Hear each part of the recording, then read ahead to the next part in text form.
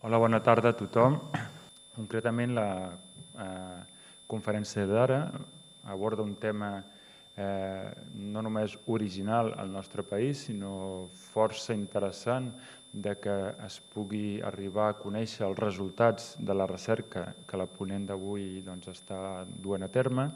La conferenciant és Míriam Katz-Cohn, que és doctoranda en Història Contemporània, Política i Social a la Universitat Autònoma de Barcelona. La seva tesi doctoral està sent codirigida per l'historiador Joan B. Culla i alhora per Shlomo Ben-Ami. És una tesi doctoral de la Universitat Autònoma.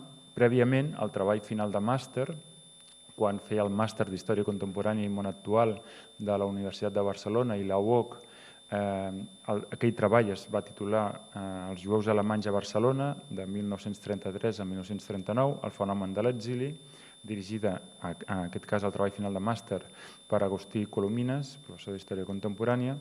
Per tant, la ponència que ara escoltarem per part de Míriam Katz-Cohn aborda un tema que ho han viscut diverses persones, diverses famílies. Probablement no s'ha analitzat com una forma d'antisemitisme, és a dir, el fet que una família o que una persona s'hagi vist obligada, és a dir, no hagi sigut una decisió voluntària, sinó que s'hagi vist obligada pel fet de viure en una dictadura, per fugir d'una altra dictadura i com una forma, podríem dir, intel·ligent de supervivència física, però que implica l'assimilació cultural i, per tant, l'aculturització de la cultura prèvia, en aquest cas la cultura jueva alemanya.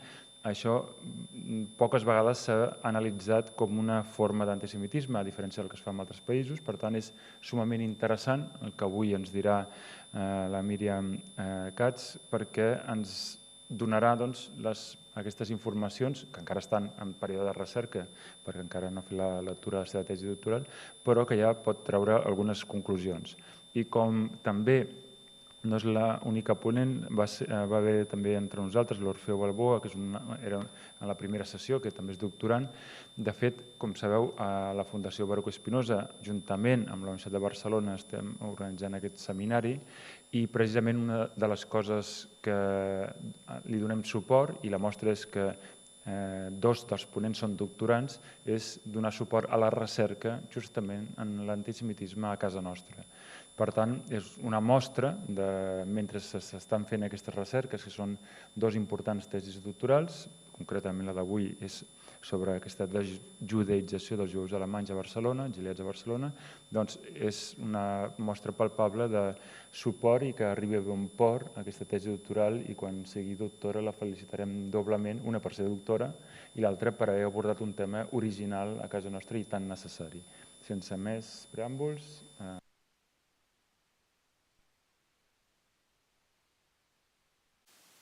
En primer lloc, m'agradaria agrair a l'organització de la Fundació Baruch Spinoza i a l'acolliment al CCCB per haver-me donat aquesta gran oportunitat en quant a visibilitat acadèmica d'un tema tan important. Gràcies, Xavier Torrent, per donar-me aquesta oportunitat i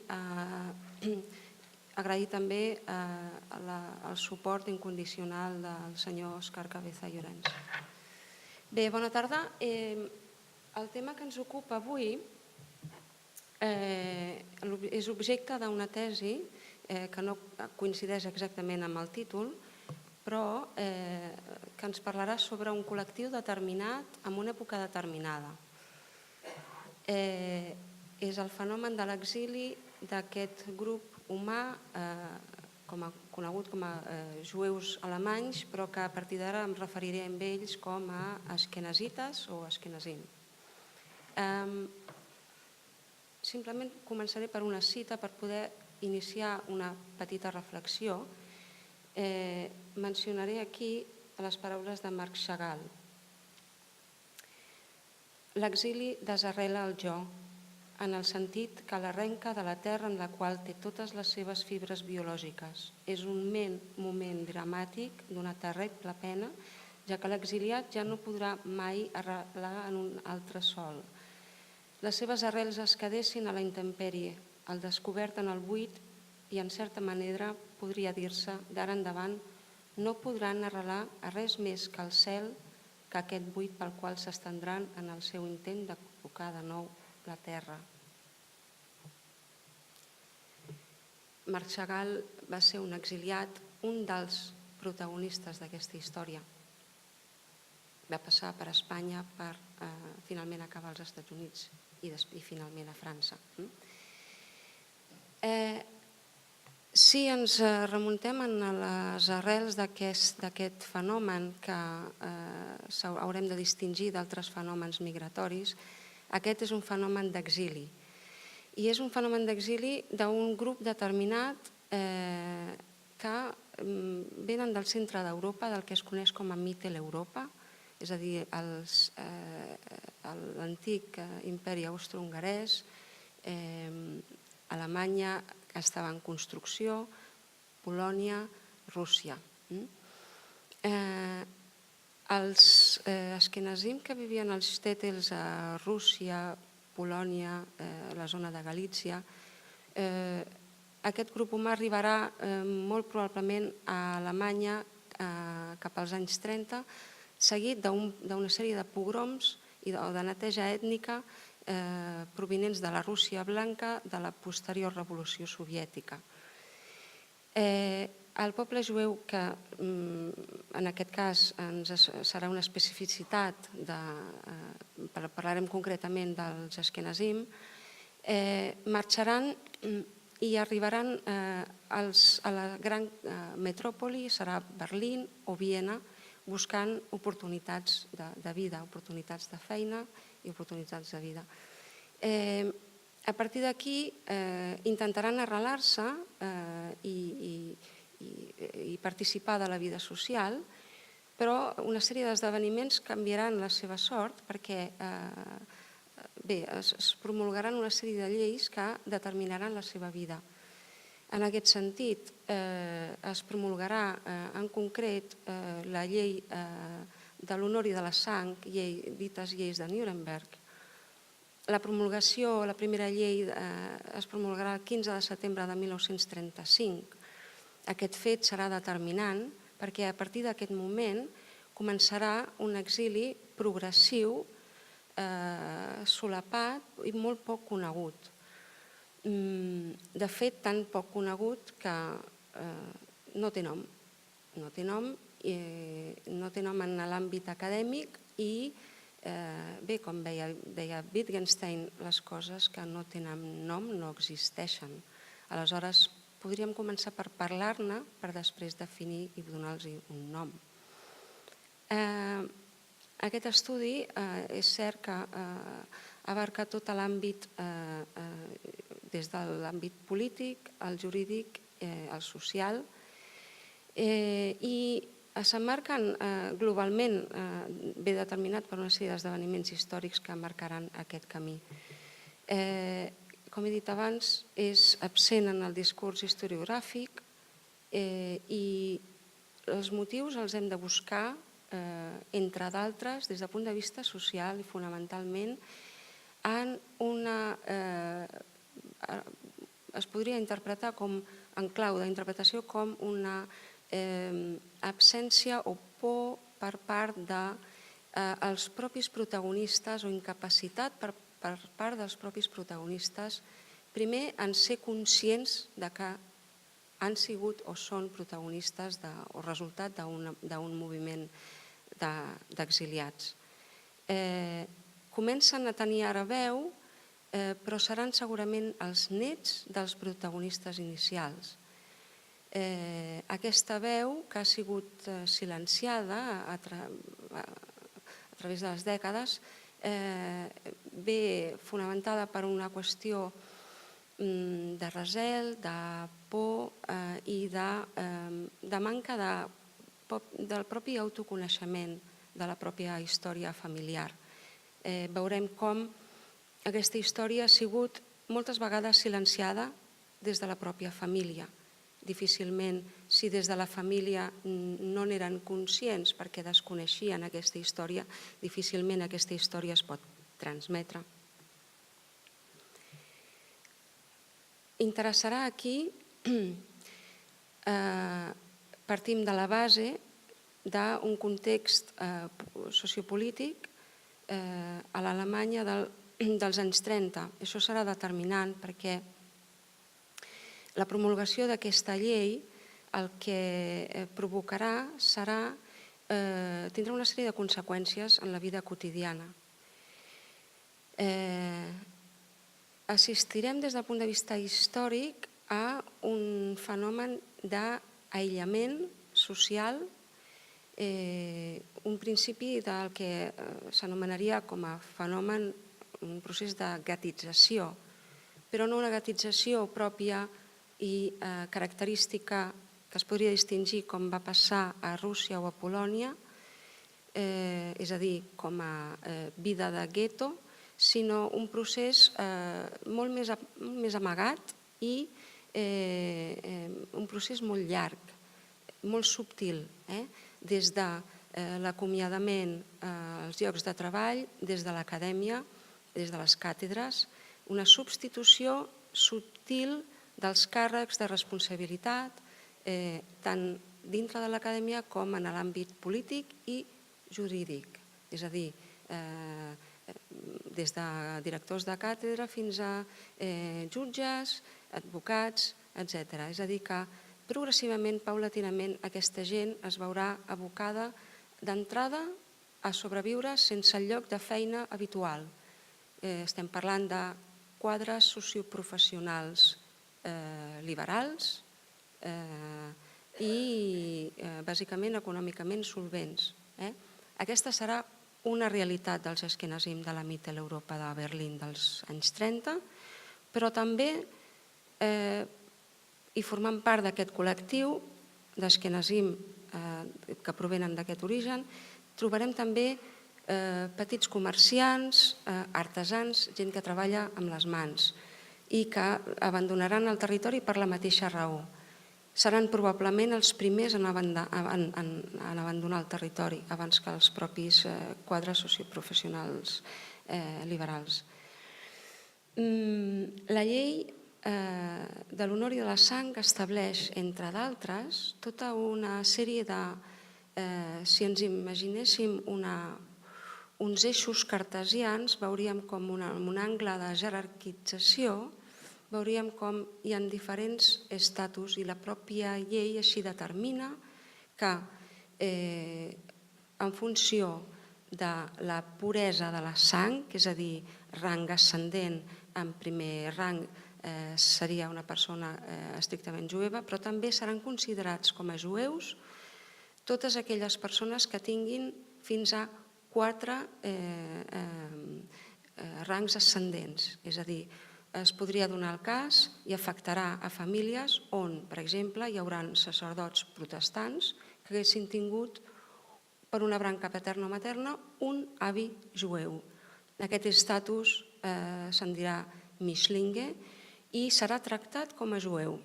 Aquesta llei el que preveurà serà la prohibició de la celebració de matrimonis entre població ària i població jueva. Aleshores, qualsevol matrimoni que tingués lloc, se celebrés posteriorment a la data de promulgació del 15 de setembre, serà nul·la de ple dret. També afectarà matrimonis mixtes, per tant, afectarà a milers de persones. Cada cop i volta es trobaran en què hauran de fugir perquè no seran reconeguts i, a més, seran perseguits perquè la persona que contragués matrimoni amb una persona ària serà perseguida per llei. És a dir, penes de presó i fins i tot condemnes de mort en el cas dels homes. En el cas de les dones no. Fet curiós, aquesta distinció. Curiosament, és una llei al servei del genocidi, en el fons, perquè determinarà coses que afecten a la vida tan íntima i tan privada de les persones com les relacions sexuals. Si es poden vostès imaginar que una llei parlés sobre relacions sexuals o contraure o contractar una minyona específicament, i així ho determina la llei, una minyona que fos menor de 45 anys. L'edat no és baladí, és una edat en la qual se suposa que una dona deixa de ser fèrtil. Per tant, és una llei que ens parla sobre la puresa de la sang. Si ens podem imaginar amb ulls d'avui en dia, cauríem en presentisme, però la lectura de la llei resulta molt interessant. A través de la lectura d'aquesta llei veurem com la vida no serà possible per milers i milers de persones que es veuran afectades directament en la vida quotidiana. He començat parlant que aquest fenomen no és un fenomen de migració específicament, perquè les persones migren per qüestions bàsicament econòmiques i per buscar solucions a problemes. Estem parlant d'una persecució ètnica, política, social, religiosa. Per tant, un fenomen d'entrada complexa i que respon i que planteja moltes preguntes. Per què Barcelona? Catalunya, terra d'acollida. La professora Cabré ha estudiat durant molts anys aquest fenomen. Catalunya ha sigut un territori de pas, però també d'acollida. I pel col·lectiu jueu va ser al segle XX. Ja des d'un principi del segle XX assistirem a un degoteig d'entrada progressiva de migració, en aquest cas jueva, que atendrà a raons bàsicament de millora socioeconòmica, com per exemple l'efecte crida que va tindre per part del territori català, en concret en la construcció de la infraestructura hidroelèctrica del Pirineu. Molts enginyers altament qualificats de la Mitteleuropa seran cridats des de Viena, des de Berlín, i Catalunya, en aquest cas, tindrà aquest efecte crida per atraure a tots aquests professionals altament qualificats que arribaran per instal·lar-se temporalment, però molts es quedaran per aquesta bona acollida que té Barcelona particularment. Per tant, trobem que entre el 1912 i el 1918 ja hi ha famílies jueves, estem parlant d'asquenazites. La realitat sfaradites serà una altra i vindran per raons diferents. El meu estudi té aquesta especificitat d'un grup en concret, parlo dels asquenazim. Aquest grup tindrà un tractament que globalment es podria dir de refugiats, així és com Hannah Arendt el 43 publicarà Nosaltres els refugiats i donarà veu a aquest grup d'asquenazim que ja va sortir als anys 30. Voldria aquí simplement distingir aquest fenomen d'un altre fenomen de jueus que vindran més tard, una dècada més tard, perseguits i salvats. El grup que jo estudio, el fenomen de l'exili jueu dels asquenazites que jo estudio, essencialment es distingeix d'aquella gent que haurà de marxar als anys 40, perquè aquest grup que marxarà dels anys 40 serà gent que no tindrà aquesta veu pròpia i aquesta consciència com a jueus. Molt probablement intuïm que abans de jueus eren fonamentalment alemanys. És a dir, se sentiran alemanys i fins a l'últim moment no abandonaran, els que van poder no abandonaran el territori alemany, que era casa seva. Aquesta gent passarà pels Pirineus, efectivament, però passarà pels Pirineus amb abrics de pell, amb sabates de cuir,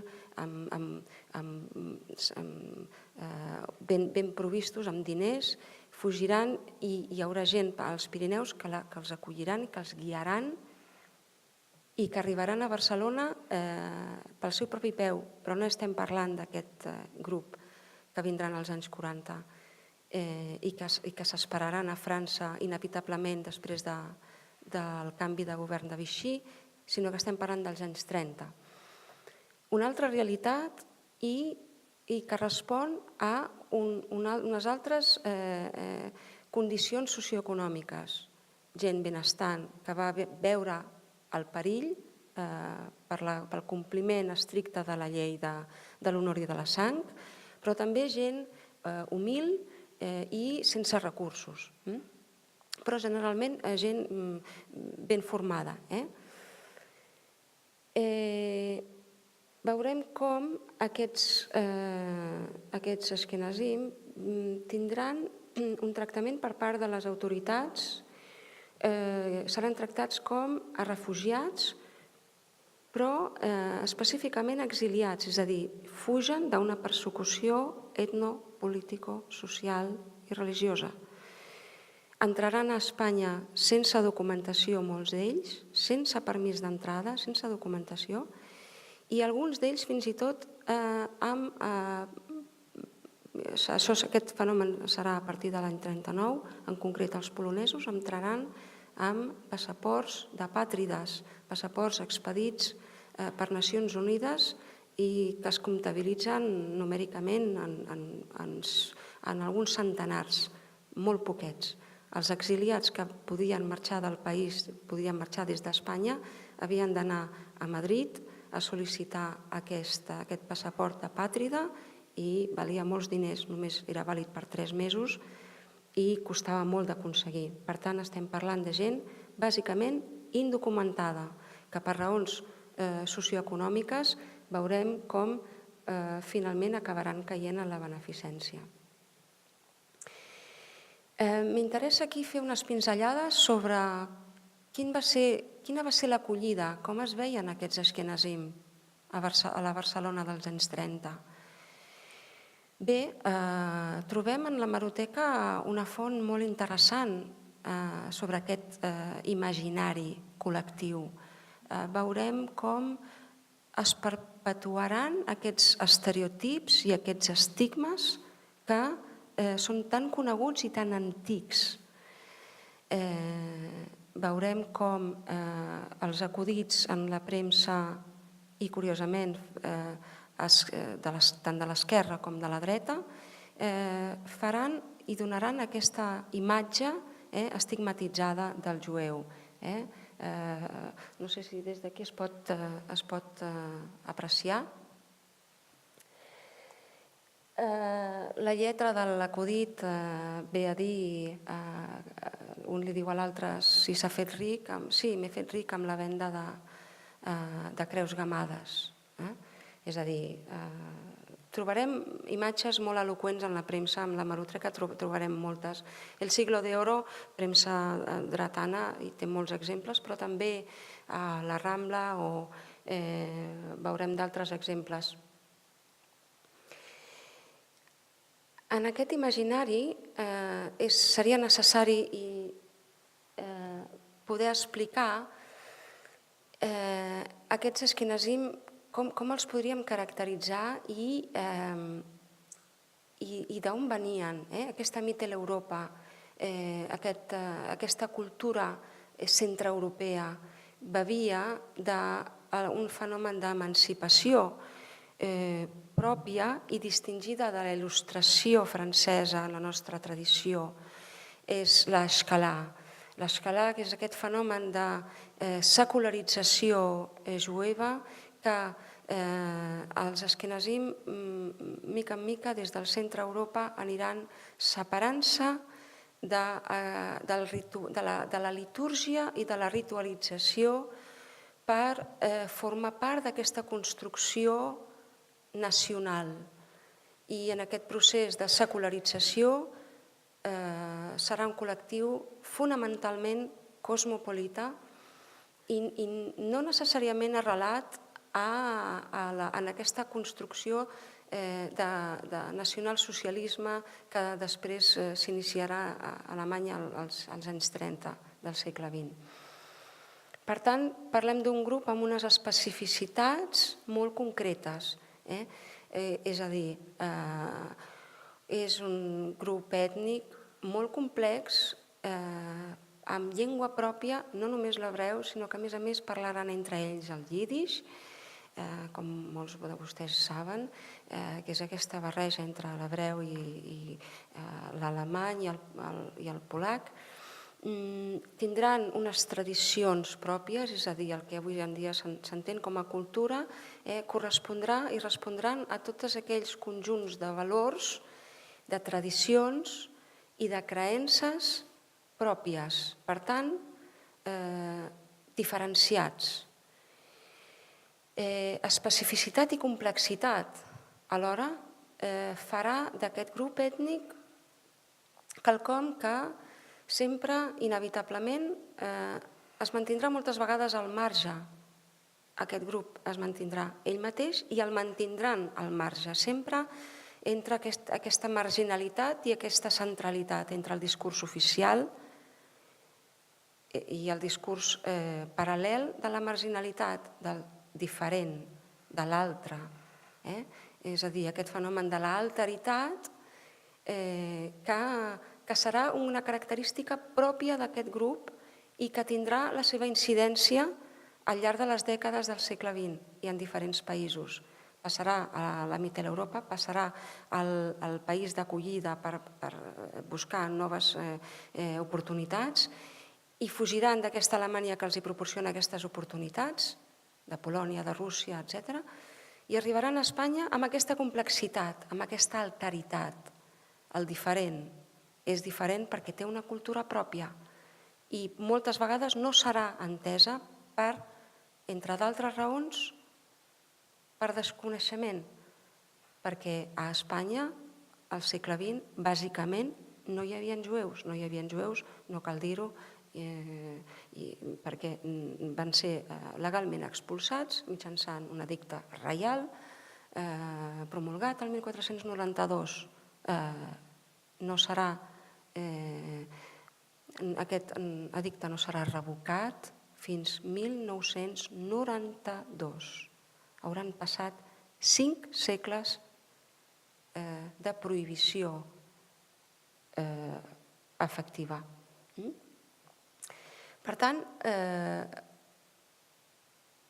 una cultura desconeguda i, per tant, rebutjada, perquè a l'altre no s'entendrà, es desconeixerà i això farà que, com deia l'Amos Oz, famós novel·lista israelià, si algú podria dir-se europeu als anys 30, a l'Europa dels anys 30, aquests precisament eren els jueus, perquè tenien aquesta propietat, aquesta característica a l'hora de desarrelament del territori, però una concepció molt més cosmopolita, una visió molt més cosmopolita de la vida.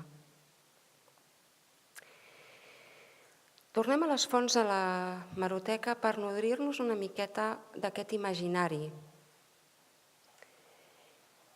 Veurem com l'esquerra també estigmatitzarà aquest grup desconegut i farà una lectura per raons diferents d'aquesta herència, aquesta associació de jueu d'esquerres, marxista i, per tant, una lectura de l'Askenaz com una persona radical i que serà vist per part de la dreta com una amenaça, com a marxista, però per part de l'esquerra perpetuaran també aquests estigmes antics i que provenen d'aquest imaginari del barbut, la cua, les banyes, etc.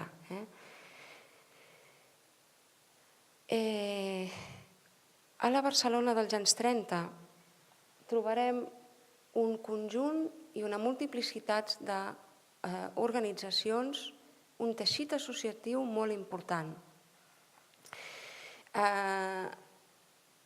Si bé la CIB, la Comunitat Israeliana de Barcelona, va ser constituïda el 1918, efectivament ja trobem un centenar de famílies instaurades i serà un grup de gent que disposarà de documentació. Disposarà de documentació, però no només els askenazim, d'aquesta gent, aquest grup d'enginyers, de quadres socioprofessionals benestants, sinó també els sefardim. Els sefardites, gràcies a l'edicte promulgat per el dictador Primo de Rivera, Antonio Primo de Rivera, 1924, atorgarà nacionalitat espanyola a tot aquell que pogués acreditar aquest origen sefardita víctima d'aquesta expulsió del 1492. Primo de Rivera va promulgar aquest edicte no per filosefardisme, sinó per interessos que tenien a veure amb construccions d'infraestructures al protectorat del Marroc. Aquest edicte va ser prorrogat fins al 29, per tant, centenars de famílies es van poder acollir amb aquesta nacionalitat espanyola. Aquest fet serà determinant. Veurem com a la possessió de la documentació de la nacionalitat empoderarà i normalitzarà una vida quotidiana, és a dir, aquella persona serà ciutadà espanyol de ple dret. I vull distingir aquest fenomen, aquesta característica d'aquests askenazites que no seran aquests enginyers que s'instal·laran a la Barcelona des de la dècada des del 1910 fins al 1930, no seran aquests quadres socioprofessionals benestants que seran nacionals, tindran documentació, sinó que serà gent que entrarà al país sense documentació. I això serà determinant perquè finalment cauran moltes vegades en aquesta ajuda informal d'aquest teixit associatiu jueu que mica en mica es va anar construint paral·lelament a la pròpia vida comunitària. La vida comunitària estava nodrida d'afiliats que disposaven, que estaven ben documentats, gent que duia a terme la seva vida com a jueu d'una manera normalitzada. El meu grup d'estudi és un grup d'aquests askenazim que no van poder accedir a aquesta vida normalitzada. És a dir, no els trobarem en aquests llistats d'afiliats de la CIB. Serà gent que trobarem, aquestes famílies, aquests noms els trobarem en registres de les organitzacions d'aquest teixit associatiu jueu, de l'ICEM, de l'ESRA, del Comitè d'Ajuda, de la HIAS, de la Joint, arxius i arxius de documentació i bàsicament administrativa que ens parla de noms i de famílies que acabaran en mans d'aquesta ajuda informal perquè acabaran caient moltes vegades en la beneficència. Abans he parlat d'aquesta construcció identitària que prové de l'escalà d'aquest fenomen de la il·lustració jueva i en particular el títol de la conferència és la desjudaïtzació. És un fenomen que, si bé és una paraula, haig de dir, inventada, no trobarem, l'Institut d'Estudis Catalans encara no té un nom per a aquest fenomen, el trobarem escrit de diferents maneres i per tant és un fenomen que no existeix, no té nom. Crearem aquesta nova paraula de desjudaïtzació per explicar aquest fenomen d'aquest grup humà que per aquestes característiques estarà desposseït, és a dir, desposseït d'una vida normal, desposseït d'una documentació, i aquest fet serà determinant, perquè no tindran accés a un permís de treball. Aquest permís de treball serà revocat, ho veurem, el 1932, i aquesta gent es veurà abocada a la beneficència. És un grup que moltes vegades acabarà demanant o ser batejat com a catòlic per normalitzar aquesta vida que d'altra manera no li seria possible. No oblidem que ser jueu serà vigilat molt de prop, si bé la interpretació des de la clau de la república serà diferent de la del franquisme, ho veurem com aquesta despossessió serà viscuda de manera diferent i en aquest cas ens interessarà veure com per part de les autoritats del govern espanyol, concretament pels dos governs republicans, quin serà el tractament que rebrà aquest grup ètnic. Veurem com tindran una acceptació aparent i veurem com seran tractats de manera específica perquè tindran veu en seu parlamentària a Madrid entre el 1932 i el 1934.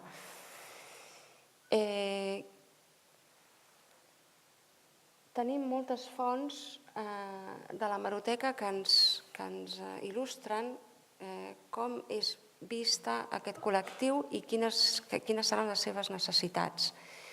Aquests grups, aquests teixits associatius faran arribar a Madrid una queixa constant per part de l'àmbit social, una queixa, un clam per demanar un emparament, per demanar una nacionalitat espanyola, per demanar una equiparació en drets i deures, és a dir, per demanar un estatus de ciutadania. El president Lerroux tindrà a les seves mans, el 1934, un projecte de llei que serà debatut en seu parlamentària. En Francisco Ela presentarà el document, serà debatut i serà menystingut, ignorat i arxivat sine die. Per tant, una oportunitat per atorgar nacionalitat i drets i, per tant, estatus de ciutadà de ple dret a tot un col·lectiu que estem parlant de milers de persones.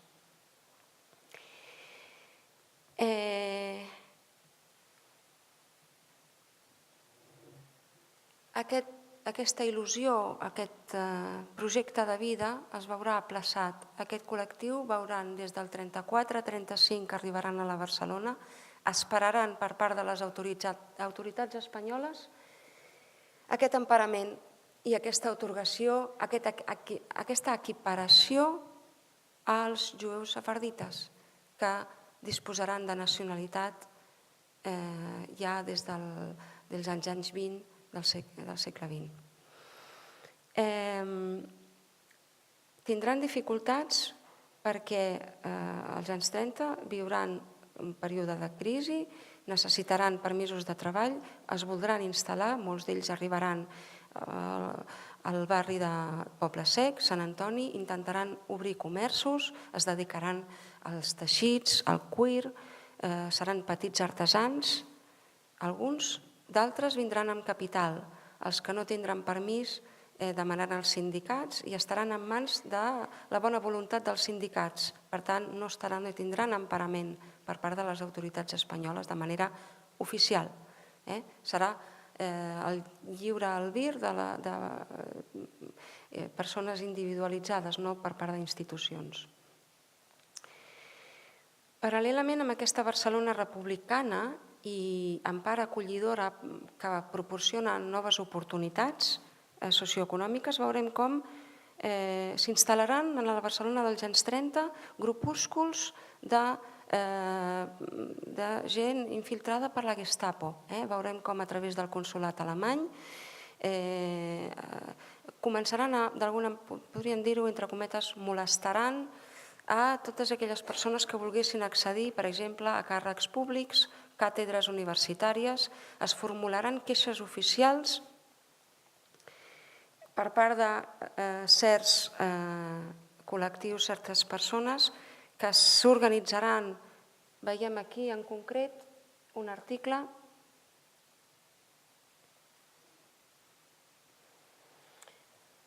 en el qual es recull aquest clam d'ajuda.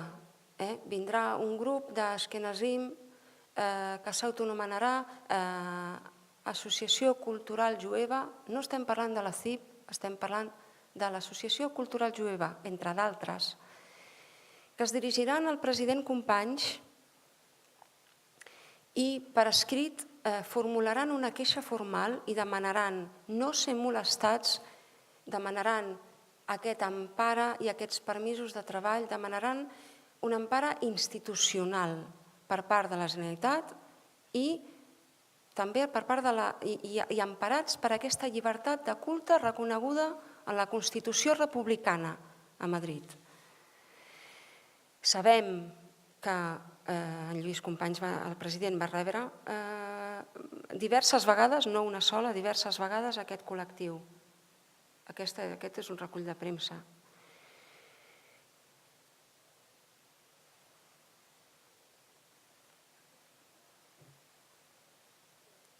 Per tant, serà un col·lectiu que es trobarà exclòs d'aquesta vida normalitzada dintre de la ciutat, malgrat que sí que Barcelona sigui una ciutat d'acollida. Ens trobarem amb aquesta distorsió de gent preparada. Alguns hauran creat fins i tot empreses, Iberia Film, Cepu, etc., empreses, fàbriques inclús de ceràmica, empreses potents que vindran amb capital, que invertiran, però que moltes vegades no tindran aquest empara institucional.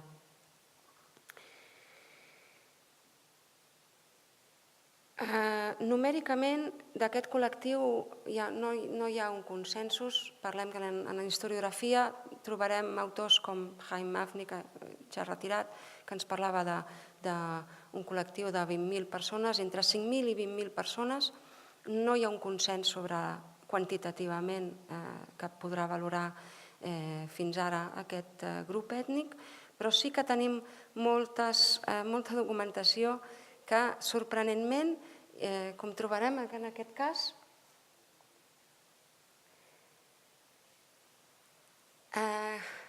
que recullen aquest clam d'ajuda.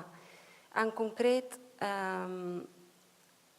un tal senyor Montoro, des d'en seu de l'ambaixada, demana al governador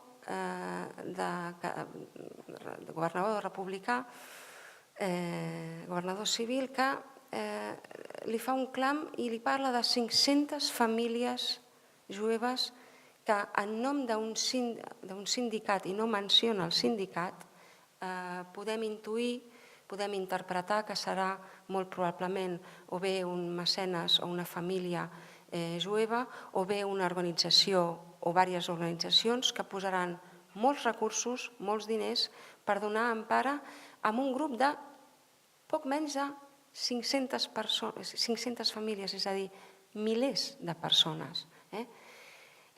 No sé si aquí s'arriba a llegir la lletra de la carta. M'esteu passant cap endavant? Una més? La resposta de la carta per acollir aquestes 500 famílies i donar-los una terra, aparentment per construir una cooperativa agrícola. Tots sabem que molt probablement no seria per construir una cooperativa agrícola, sinó perquè aquestes famílies poguessin aquí instaurar-se. El governador i alcalde en aquell moment, El senyor Pic i Pont respondrà al senyor Montoro que intervindrà en aquest assumpte més endavant, però en aquest moment no ho creu convenient. Una altra vegada posterguem l'assumpte de la qüestió juive per un altre moment i no s'atendrà aquest clam d'aquest empara institucional per part de les autoritats, per part de les autoritats a Barcelona, però també a Madrid. Com resoldran els asquenazites, com duran a terme aquesta protecció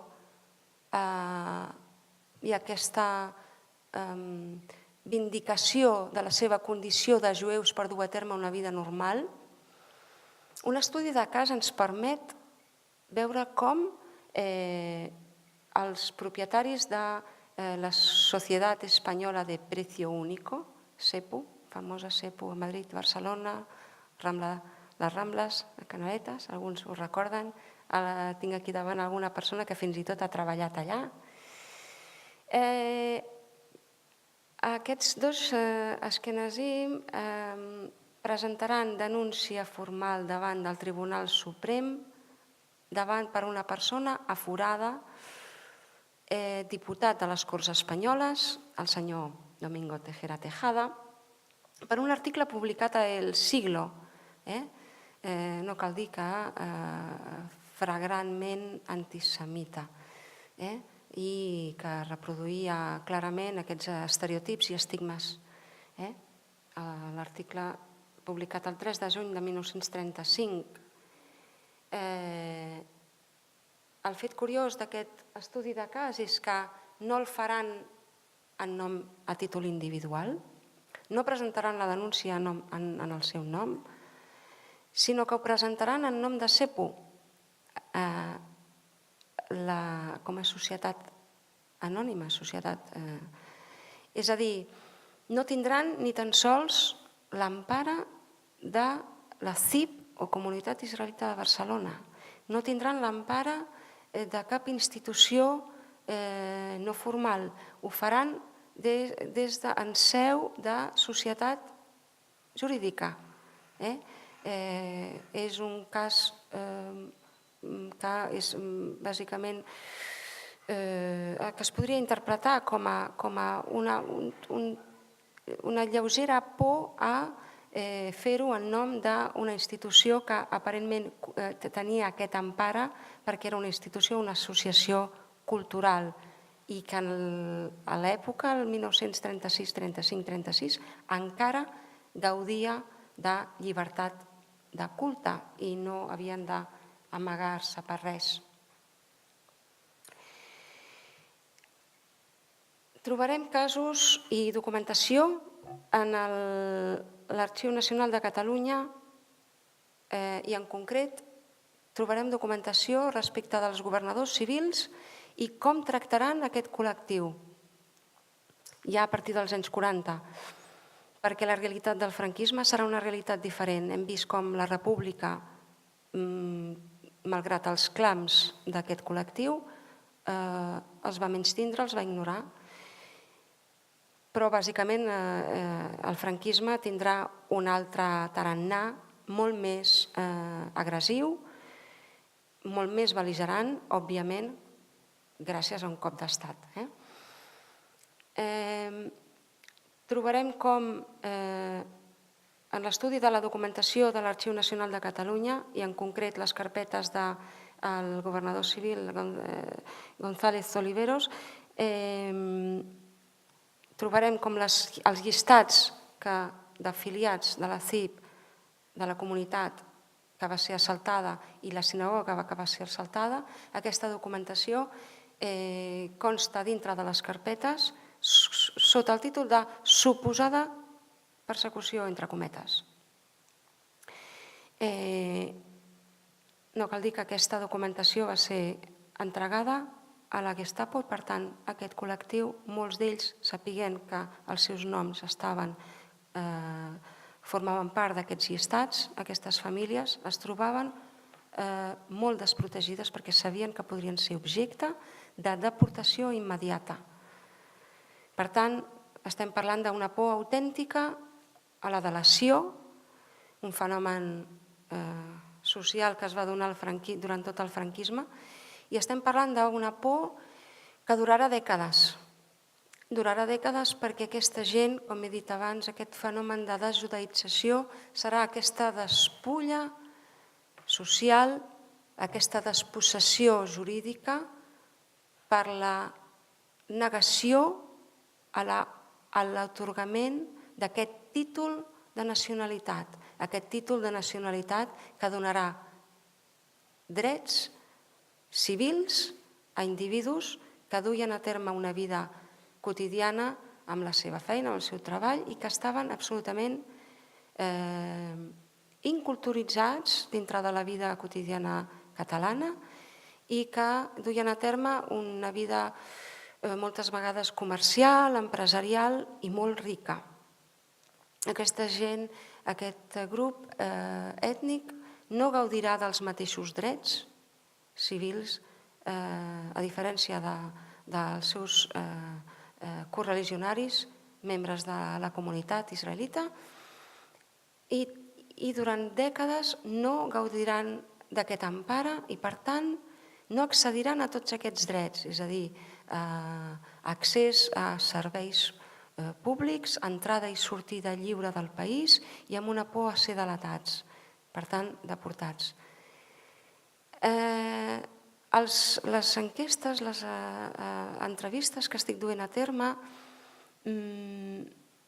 encara que poques, ja es pot parlar numèricament, es pot dir que al voltant del 80% d'aquestes famílies entrevistades fins al dia d'avui em permeten concloure que el 80% va trigar gairebé 30 anys en adquirir la nacionalitat espanyola. És a dir, van entrar a la Barcelona dels anys 30, però no van adquirir la nacionalitat espanyola fins als anys 60. I no cal dir que es van passar dècades indocumentats, d'alguna manera vivint la seva vida a títol individual com a jueus d'una manera,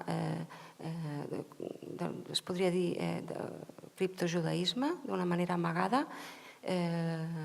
Un estudi pormenoritzat dels alumnes del Liceu Francès de Barcelona ens podran il·lustrar com molts estudiants a la Barcelona dels anys 60, 70 i 80, molts d'ells no s'autoproclamaran i no tindran veu com a jueus, és a dir, no es presentaran com a jueus, es presentaran com a francesos, com a alemanys, com a italians, però no diran de si mateixos que són jueus.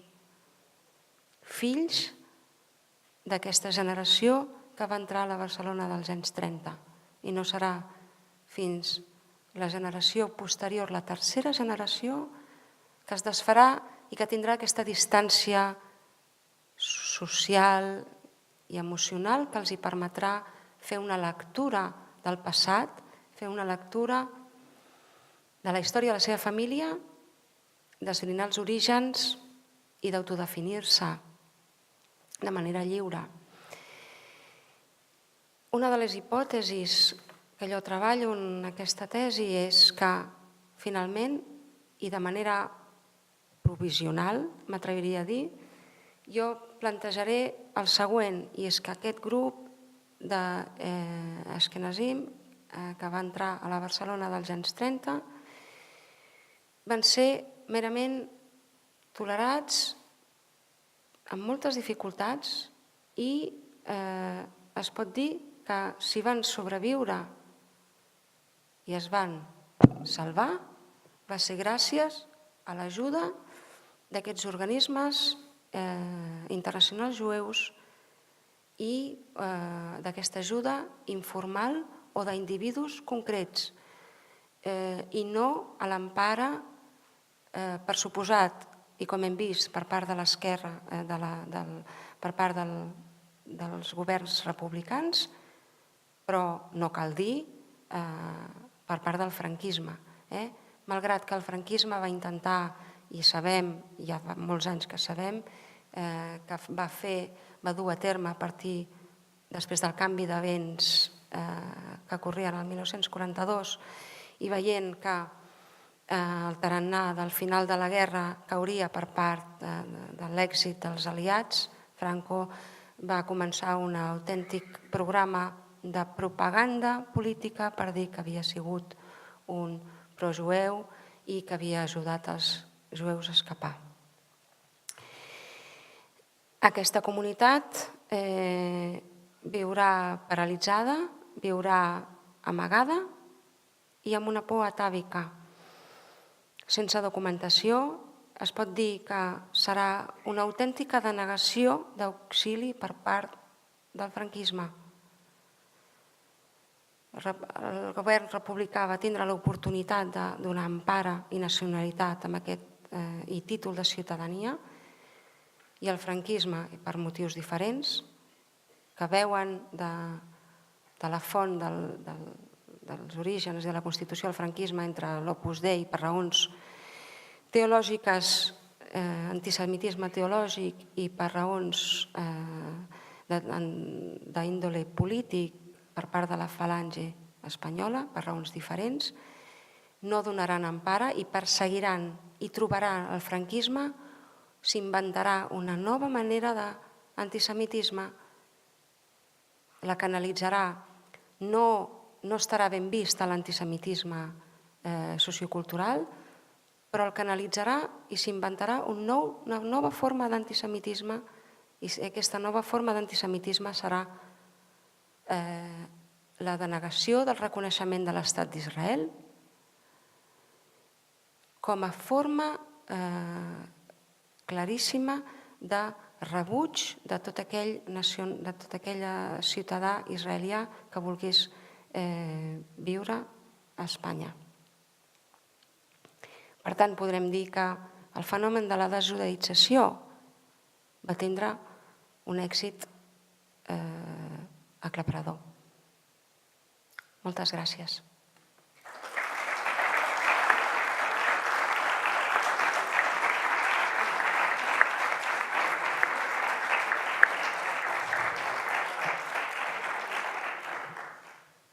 Moltes gràcies, Míriam.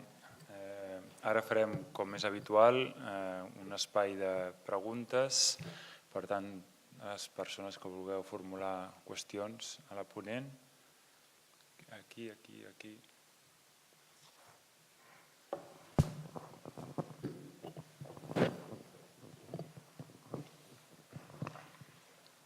Míriam, moltes gràcies per aquesta xerrada. Hem après moltes coses, almenys jo moltes coses que no sabia.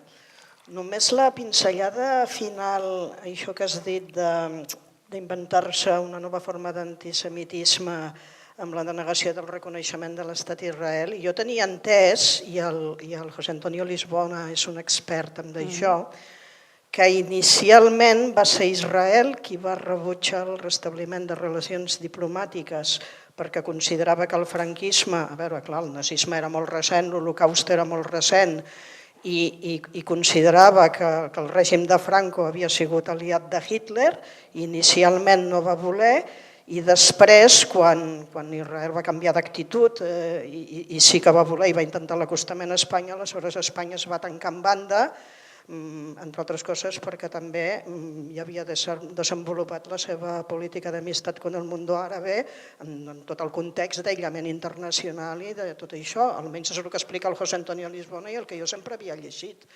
Però, bueno, vull dir, sí, després es va trigar molt, no?, el reconeixement i l'intercanvi de relacions. Per tant, la pregunta... No, que com que has dit això, és que m'ha semblat que donaves a entendre que va ser Espanya qui des del principi no va voler relacions amb Israel, i jo el que tinc entès és que Espanya al principi sí que va voler i Israel no, després de la creació d'Israel l'any 48, vull dir.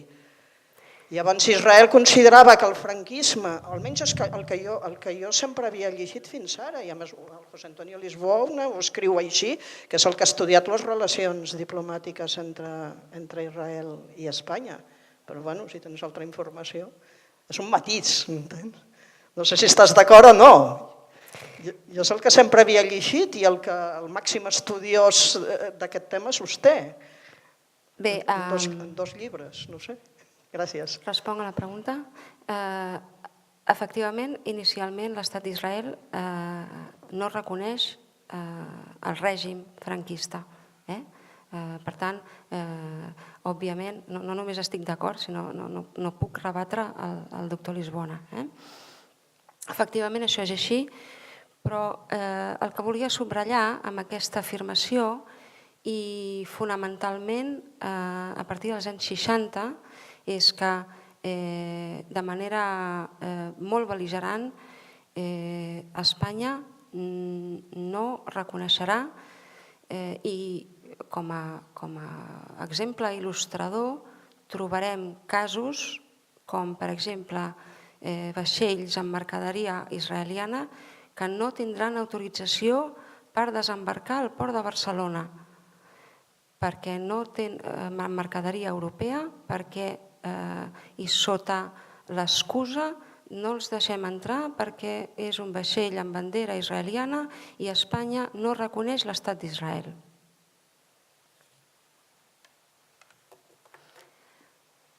Altres maneres subtils per il·lustrar aquesta afirmació última i tan provocadora que sembla ser que he fet és que de fet podríem buscar la hemeroteca i tindríem moltes dificultats en trobar aquesta fotografia, però molts de vostès recordaran molt probablement que el senyor Felipe González, quan va visitar Israel, en una de les ocasions, vull recordar aquí que les relacions diplomàtiques Espanya-Israel, Espanya va reconèixer formalment l'estat d'Israel el 1986, uns quants anys després de la promulgació de la Constitució espanyola de 1978. Entre d'altres raons, va ser una clàusula de compliment, d'obligat compliment per part de la Unió Europea per poder entrar en la comunitat. Alguns de vostès recordaran com Felipe González en una visita a Yad Vashem no es va posar l'equipà en recinte del record de les víctimes de la Shoah. Va preferir utilitzar una gorra de beisbol. La seva lectura i aquesta anècdota recollida en premsa, si no recordo malament, El País, 1991, la raó abduïda del president de l'estat espanyol va ser que l'equipà és un símbol que respon a altres ítems, a altres raons i no tenen a veure amb l'estat d'Israel. No sé si això ha respost la seva pregunta. Més preguntes, sisplau. Hola, bona tarda.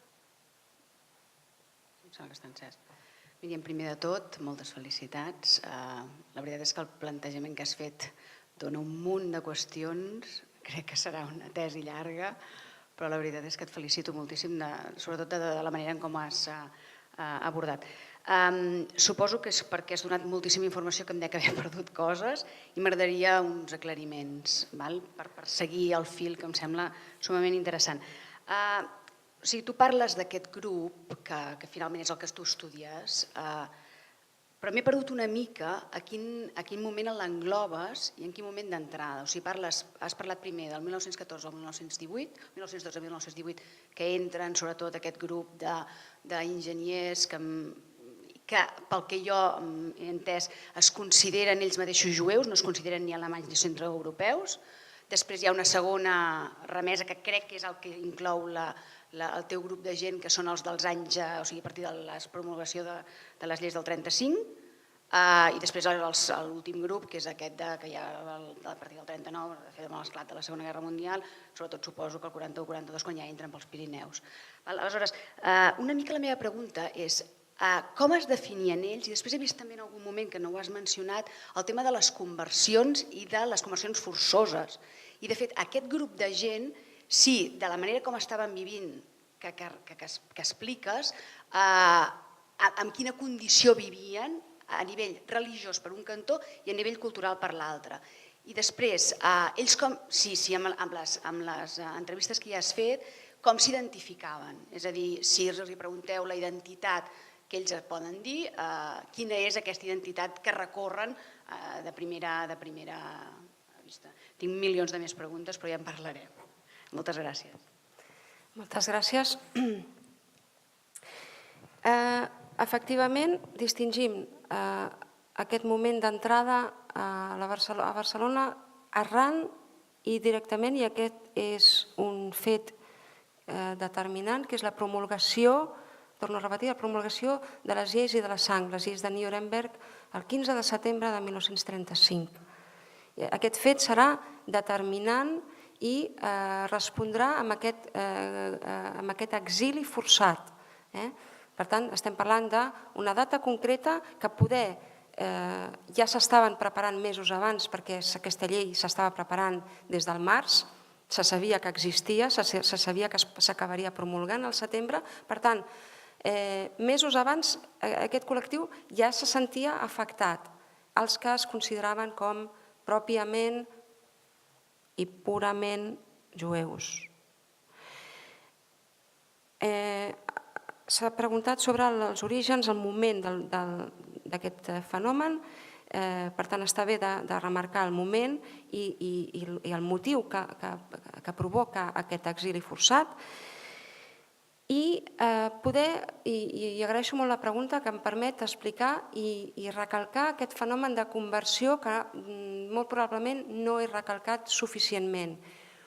Un fenomen de conversions moltes vegades forçat per les circumstàncies, forçat perquè la manera de viure realment era molt difícil, si no impossible. És a dir, mancats, no oblidem que, i això serà determinant en l'època franquista, Espanya serà catòlica, apostòlica i romana. No serà res més.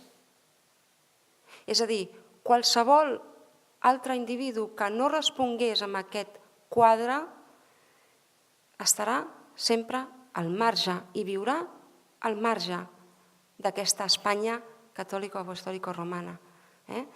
Per tant, la vida quotidiana serà difícil. Com vivien ells, com vivien el seu judaisme? En època republicana tenien reconegut oficialment la llibertat de culte, emparat per la Constitució, però al final de la República això serà ja determinant, és que el fet de no atorgar aquesta nacionalitat els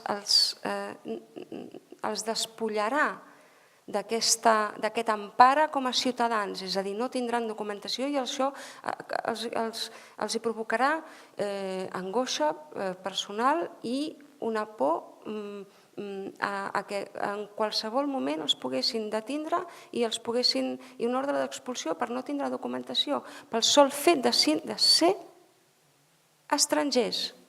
No cal dir que en època que després del cop d'estat no només seran estrangers, sinó que seran extranjeros indeseables. Qualsevol persona que fos estrangera ja era susceptible de ser empresonada i enviada a la Model només pel fet d'estar indocumentada. Per tant,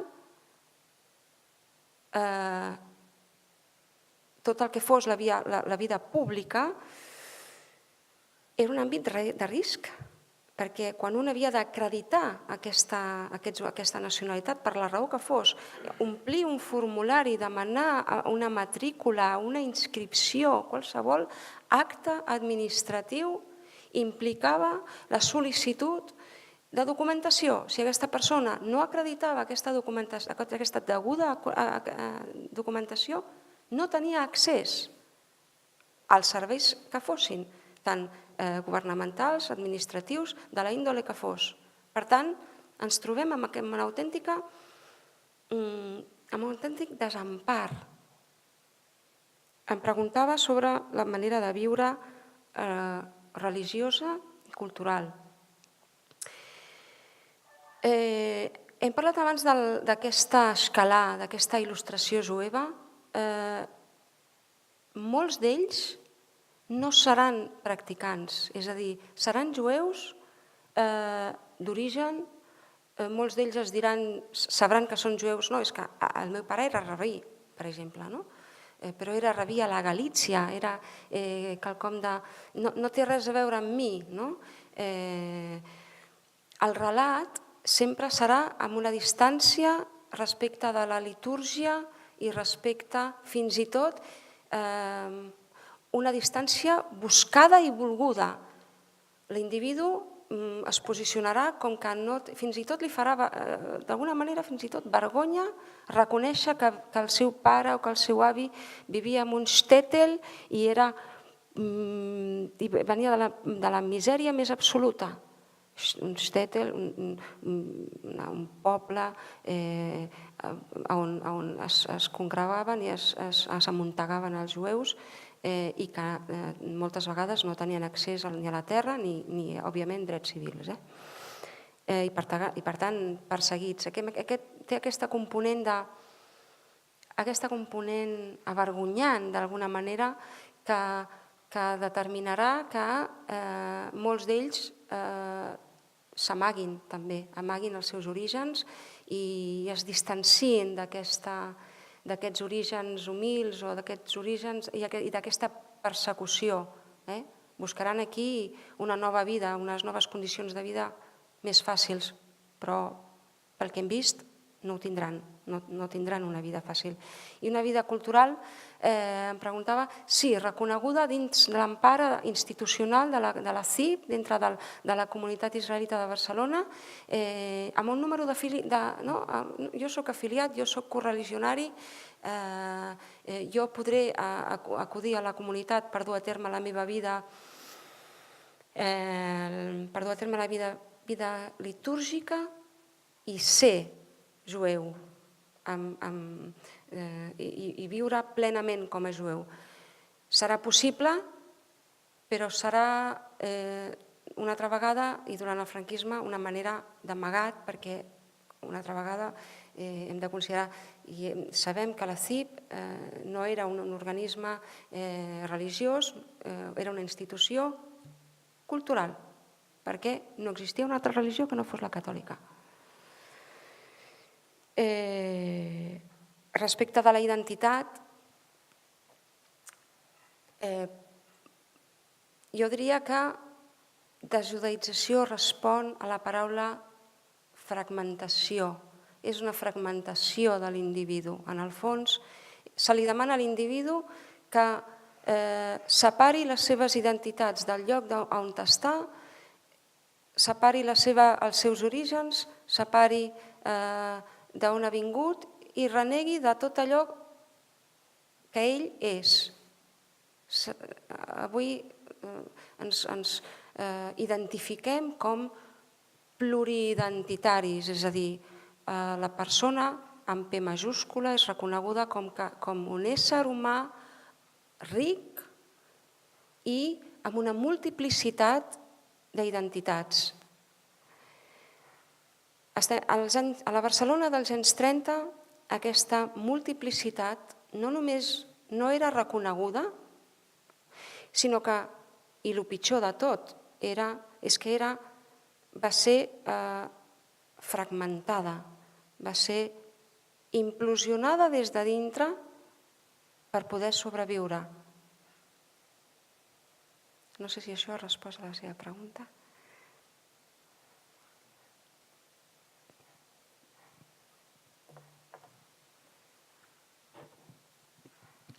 Hola, buenas tardes. Mire, vamos a ver, de alguna forma ya se ha tratado a la pregunta que iba a hacer, pero me queda alguna duda que me gustaría que me aclararas, y es la relación entre este grupo, este colectivo de tu estudio con la CIP, porque me parece recordar que al principio de la presentación has hablado de que no formaban parte de la CIP, los nombres no aparecen en los listados de la CIP. Sin embargo, hacia el final sí que parece ser que formaban parte de los listados y estos listados terminaran en manos de los miembros de la Gestapo que estaban en Barcelona. Entonces, bueno, no me termina de quedar claro si es una cuestión de tiempo, de qué momento estamos hablando. Esa sería la primera aclaración que necesito. Y la segunda aclaración es, ¿y estos listados cómo terminaron en manos de la Gestapo? O sea, ¿estos listados estaban en manos de la Administración y fue la Administración quien los pasó a la Gestapo? ¿O es simplemente que fueron robados en algún momento? Gracias. Cuando quizás es cierto que quizás habría un punto de confusión. Inicialmente, jo distingiria entre aquell grup de jueus d'Ashkenazim que disposaven de documentació perquè van entrar aquí amb permís de treball, és a dir, cridats precisament per la feina per construir per una exposició universal a Barcelona, el 1929, un efecte crida que va cridar molts enginyers. Aquesta gent estava documentada i eren ciutadans de ple dret. Per tant, seran membres de la CIP i seran afiliats. Constaran en els llistats, a diferència d'aquell col·lectiu que arribarà, i per motius diferents, perquè seran exiliats forçosos, i arribaran després del 35 i no tindran documentació i moltes vegades amb aquesta por atàvica també no voldran ser membres oficials o no es registraran com a afiliats. Alguns d'ells probablement amb una por fundada, perquè efectivament la documentació que tenim ens mostra que aquests llistats van ser, responc a la segona pregunta, robats. És a dir, al Frente de Juventudes van haver-hi diversos intents d'assalt a l'antiga sinagoga, als arxius, i per tant aquesta documentació se sap que va ser entregada a la Gestapo. No per part de les institucions, sinó que va ser una... Seria un eufemisme, perquè en el fons aquests Frente Juventudes tenien ampli empara per part del governador civil, tot i que fos un suposat assalt, com consta aquí el títol de la carpeta, el senyor Beglinson, governador civil. Van ser robats, sí, però la qüestió jueva és una qüestió que durant el franquisme es va solucionar mitjançant i amb eines policials. És a dir, sabem de la creació d'un organisme específic des del 38 fins al 42 que, per tant, hi ha inicialment protofranquisme i plefranquisme. Sabem d'aquest organisme que a instàncies policials era un organisme que es dedicava precisament a això, a la identificació d'aquests extranjeros indeseables, entre cometes. Per cert, organisme dissolt el 1942 pel mateix motiu que he explicat abans del canvi de vents que corrien a Europa a finals del 42 perquè Franco ja sabia que el seu bàndol no guanyaria. I per tant eliminaran tot rastre que es pogués interpretar com a possible persecució, entre ells aquest organisme policial. No sé si he respost la seva pregunta. Gràcies.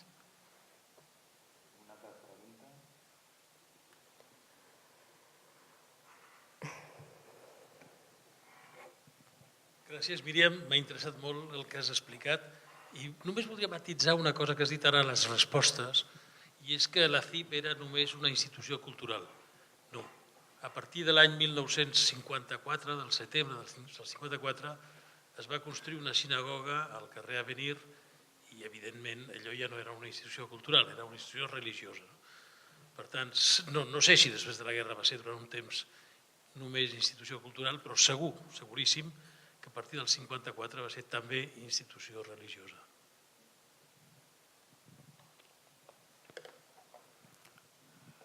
Gràcies, senyor Bassat, per l'apreciació i el matís. Efectivament, he volgut recalcar el tema de l'associacionisme cultural, i ho he posat entre cometes, perquè era un eufemisme per poder permetre la vida religiosa. És a dir, aquí seria també interessant, però això és objecte d'un altre estudi, seria que d'alguna manera el discurs oficial distingir-ho del discurs oficiós, és a dir, per molts motius i un fenomen molt complex,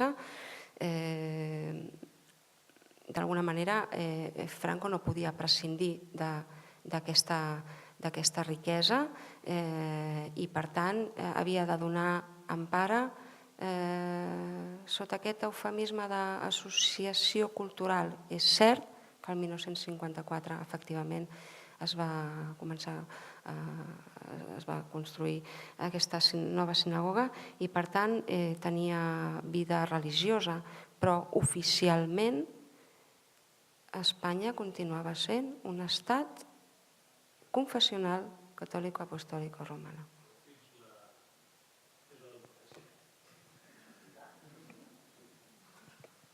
Gràcies.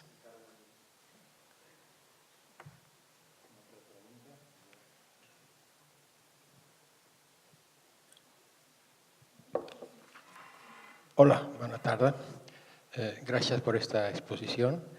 Quería hacer una pequeña matización referente a las relaciones entre España e Israel. Efectivamente, Israel no reconoció a España, porque en ese entonces los países que tenían derecho a la ONU se votaban en grupo, y España estaba en el grupo de los países árabes.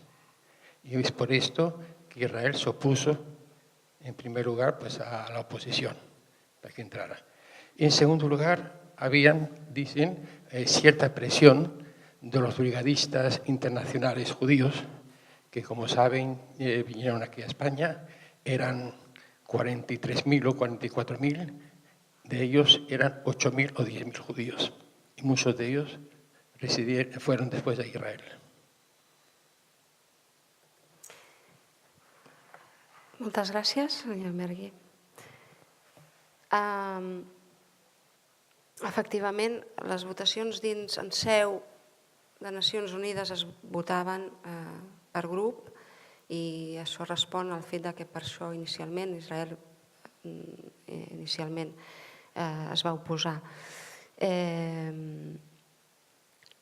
No hem parlat aquí de la presència de brigadistes internacionals que van lluitar per la causa republicana durant la Guerra Civil. Se sap que milers d'ells, efectivament, eren jueus. Se sap que alguns es van quedar, molts van emigrar, van fer alià i van emigrar a Israel. I se sap també gràcies a tesis que s'estan duent a terme que aquests jueus també van ser capturats i deportats. Però no van ser deportats per ser jueus, van ser deportats per ser republicans i van acabar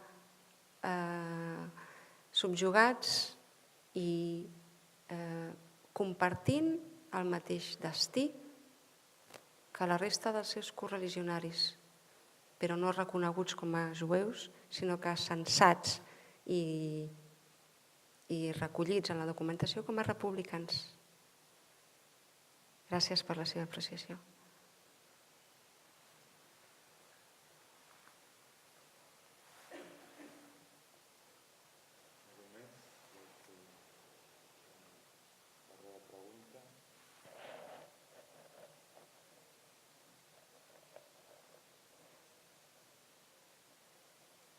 Si vols fer unes últimes paraules així de cloenda, de conclusió, perquè has estat exposant.